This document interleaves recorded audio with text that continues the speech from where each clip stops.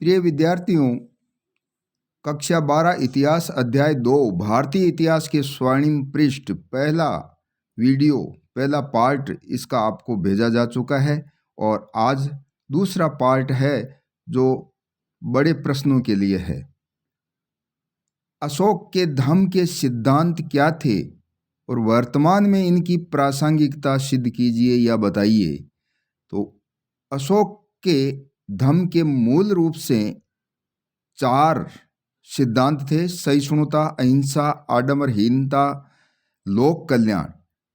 ये जैसे सहिष्णुता है तो व्यक्तियों में सहिष्णुता, विचारों की सहिष्णुता, विश्वासों धर्मों में सहिष्णुता।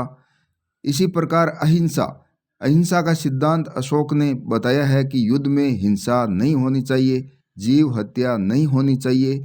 इसी प्रकार आडंबरहीनता, जैसे अंधविश्वासों के कारण से बहुत से ऐसे आडंबर है जिसमें बलि प्रथा है, कर्मकांड है, इनका भी विरोध हुआ है। इसी प्रकार कल्याण के जो कार्य है, वृक्षारोपण, कुएं, सराय, सड़कें बनाना, इससे जनता का कल्याण होता है। तो आज भी इन चारों बातों की प्रासंगिकता है।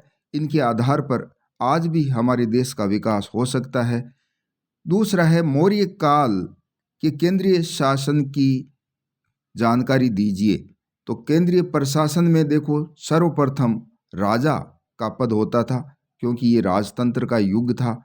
आज प्रजातंत्र है तो प्रधानमंत्री, राष्ट्रपति केंद्र में मुख्य होते हैं। तो राजा सर्वोपरि होता था। सभी प्रकार के व्यवस्थापिका, कार्यपालिका, न्यायपालिका संबंधी अधिकार राजा को ही हुआ करता था। इसी प्रकार राजा अकेला शासन नहीं चला सकता था, तो मंत्री परिषद की नियुक्ति की जाती थी। उनमें लगभग 3 या 4 मंत्री हुआ करते थे।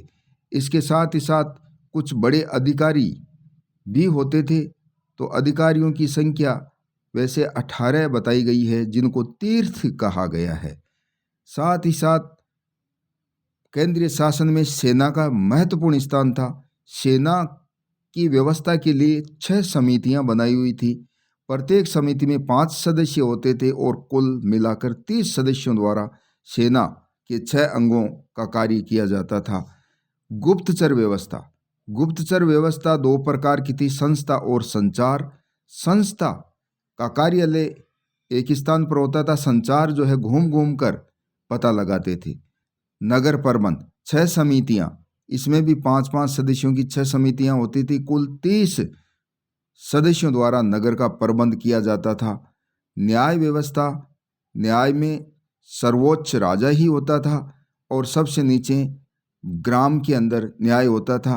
लेकिन न्याय व्यवस्था को 2 भागों में बांटा गया: धर्मस्थीय और कंटक शोधक। धर्मस्थीय दीवानी और कंटक शोधन फौजदारी मामलों का निपटारा करते थे। तो तीसरा प्रश्न है, अशोक के प्रशासनिक सुधार बताते हुए वर्तमान में इनकी प्रासंगिकता बताइए। तो इनको आप पॉइंट के रूप में तैयार कर लें। पहला पॉइंट है अधिकारियों की नियुक्तियां। तो अशोक ने अच्छा शासन देने के लिए राजुक, धम्म महामात्र इत्यादि अधिकारियों की नियुक्तियां की है। दूसरा है न्यायिक व्यवस्था में एक रूपता, यानी पूरे शासन में, पूरे उसके राज्य में दंड व्यवस्था जो है इस प्रकार की स्थापित की गई, जिसमें दंड विधान को उदार बनाया गया। फांसी की सजा प्राप्त व्यक्तियों के लिए भी उदारता बरती गई। निरपराध व्यक्तियों को जो है दंड नहीं दिया जाता था। तो ये न्यायिक व्यवस्था में एक रूपता, पूरे उसके राज्य में एक ही प्रकार का कानून था। तीसरा है लोक कल्याणकारी राज्य, यानी कि चिकित्सा, सड़कें, कुएं, वृक्षारोपण के माध्यम से जन कल्याण किया जाता था। अहिंसा परक सुधार, युद्ध नीति का त्याग उसने कर ही दिया, हिंसा का त्याग जो है कर दिया। इस प्रकार से ये वर्तमान में भी इस प्रकार अच्छे अधिकारियों की नियुक्ति, न्याय में पक्षपात न होना, जनता का कल्याण करना, अहिंसा का ध्यान रखना, तो ये प्रासंगिकता सिद्ध होती है वर्तमान में भी। चौथा है गुप्त काल में कला, साहित्य और विज्ञान के विकास का वर्णन कीजिए। तो ये जैसे 3 आपके इसमें कला, साहित्य, विज्ञान, इनको अलग अलग भी 4-4 अंकों के रूप में पूछा जा सकता है। कला में मंदिर निर्माण कला महत्वपूर्ण मानी गई है, जो नागर शैली के मंदिर बनाए जाते थे। मूर्ति कला बहुत ही सुव्यवस्थित ढंग से मूर्तियां बनाई जाती थी। चित्रकला में जैसे अजंता और बाघ के उदाहरण महत्वपूर्ण माने जाते हैं। संगीत कला में एक ऐसा सिक्का भी मिला है जिसमें समुद्रगुप्त को वीणा वादन करते हुए चित्रित किया गया है। तो संगीत कला का भी उस समय विकास हुआ था। इसी प्रकार साहित्य के अंदर, साहित्य में भास जो साहित्यकार हुआ उसने स्वप्न वासव दत्ता लिखा है, शूद्रक ने मृच्छ कटिकम, विशाख दत्त ने मुद्रा राक्षस और कालिदास ने अनेक ग्रंथ लिखे हैं जिसमें अभिज्ञान शाकुंतलम सबसे महत्वपूर्ण था। विज्ञान में 3 महान वैज्ञानिक हुए हैं, आर्यभट्ट, वराहमिहिर और ब्रह्मगुप्त। अगला प्रश्न है, चोल कालीन स्थानीय प्रशासन की विशेषताएं लिखिए, या चोल शासनकाल में गांवों को लघु गणतंत्र क्यों कहते थे, एक ही बात है। तो इनके लिए आप ये कहेंगे कि उस समय गांवों के अंदर जो समिति बनती थी वो स्वायत्तता थी, उसे निर्वाचित सदस्यों से जो है गांव का शासन चलता था, और निर्वाचित सदस्य बनने के लिए उनमें योग्यताएं रखी जाती थी, जो गांव के अंदर सिंचाई, न्याय, लगान वसूली, प्रशासन इत्यादि का कार्य करते थे।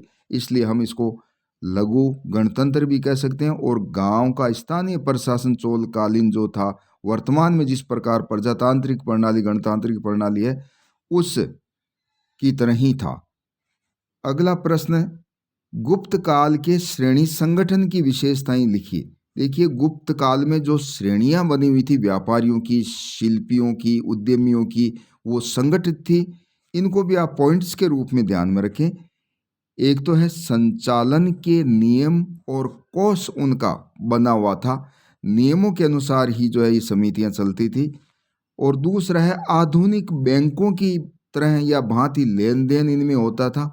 ये अपने शिल्पियों को, व्यापारियों को, उद्यमियों को ब्याज पर पैसा भी देती थी और उनकी राशि जमा करके उनको ब्याज भी देती थी। इसी प्रकार आर्थिक दृष्टि से संपन्न ये श्रेणी संगठन संपन्न थे, इनके पास पैसों की कोई कमी नहीं थी। इसीलिए आर्थिक दृष्टि से जो है हम संपन्न इसको समझ सकते हैं, और उसका फायदा सामाजिक क्षेत्र में हुआ। तो चौथा है सामाजिक दृष्टि से उपयोगी। इन श्रेणी संगठन ने समाज के कल्याण के भी बहुत से कार्य किए हैं। देखिए, पानी की व्यवस्था इन्होंने की है, विश्राम गृह इन्होंने बनाए, जलाशय इत्यादि, और मंदिरों में भी ये योगदान देते थे। इसलिए बहुत ही महत्वपूर्ण होती थी ये श्रेणी संगठन।